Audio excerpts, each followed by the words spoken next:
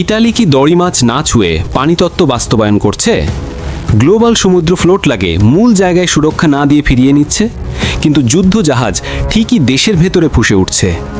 ইতালির জনগণ আর সরকার সৃষ্টি করল বিতর্ক। গাজার ফ্লোটিলা ও ইসরায়েলে আগ্রাসনের প্রতিবাদে দেশে ধর্মঘটের ডাক দিয়েছে বিভিন্ন সংগঠন। আজ সেই কর্মসূচি পালন করার কথা। গণমাধ্যমগুলো জানিয়েছে সমুদ্র ফ্লোটলাকে ইসরায়েলি বাহিনী আটক করে। সেখানে যোগ দেওয়া অধিকার কর্মীদের মধ্যে ২০ জনের বেশি ইতালি নাগরিক রয়েছেন।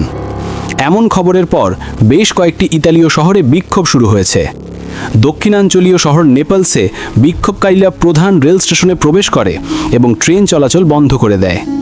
বিক্ষোভকারীরা রাজধানী রোমের প্রধান রেল স্টেশনে জড়ো হলে পুলিশ সেটি ঘিরে ফেলে। এছাড়া বিভিন্ন শহরে বড় বড় মিছিল দেখা গেছে। ইতালি CGIL ইউনিয়ন বলেছে, তাদের নাগরিকদের বহনকারী বেসামরিক নৌযানের বিরুদ্ধে এই আকস্মিক আক্রমণ অত্যন্ত গুরুতর একটি বিষয়।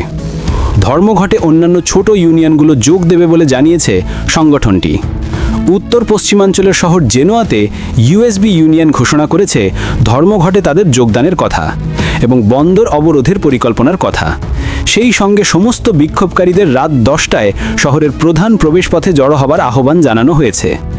গণমাধ্যমগুলো জানিয়েছে, ইতোমধ্যে গত 2 সপ্তাহ ধরে ইতালীয় শ্রমিকরা ইসরায়েলের সঙ্গে জড়িত বিভিন্ন জাহাজকে ডকিং ও লোড করা থেকে বিরত রয়েছে। গত সপ্তাহেও গাজায় ইসরায়েলি গণহত্যার প্রতিবাদে এবং অস্ত্র রপ্তানি বন্ধের দাবিতে ইতালির একটি শহরে ধর্মঘট হয়েছিল। তবে এবার দেশব্যাপী ধর্মঘট হতে যাচ্ছে। এই কর্মসূচির সমালোচনা করেছেন দেশটির প্রধানমন্ত্রী জর্জিয়া মেলোনি। কোপেনহেগেনে ইউরোপীয় ইউনিয়নের শীর্ষ বৈঠকের ফাঁকে কথা বলতে গিয়ে মেলোনি ব্যঙ্গ করে বলেছেন, এই ধর্মঘট আসলে শ্রমিক ইউনিয়নের নেতাদের জন্য আরামদায়ক সাপ্তাহিক ছুটির অজুহাত। তিনি বলেন, আমি আশা করেছিলাম তারা শুক্রবার ধর্মঘট ডাকবেন না, কারণ দীর্ঘ ছুটি আর বিপ্লব একসঙ্গে চলে না। আমি এখনও মনে করি এসব কিছুই ফিলিস্তিনের জনগণের কোনো উপকারে আসবে না, বরং আমার কাছে মনে হয় এগুলো ইতালির জনগণের জন্য ভোগান্তি ডেকে আনবে। শুক্রবারের ধর্মঘট ও শনিবার ফিলিস্তিনপন্থী বিক্ষোভের বিষয়েও কথা বলেছেন মেলোনি। ইতালির বিভিন্ন শ্রমিক ইউনিয়ন সরকারের বিরুদ্ধে অভিযোগ করে বলেছে, সরকার যুদ্ধ থামাতে এবং গাজায় মানবিক প্রবেশের অনুমতির জন্যে ইসরায়েলের উপর চাপ সৃষ্টি করছে না।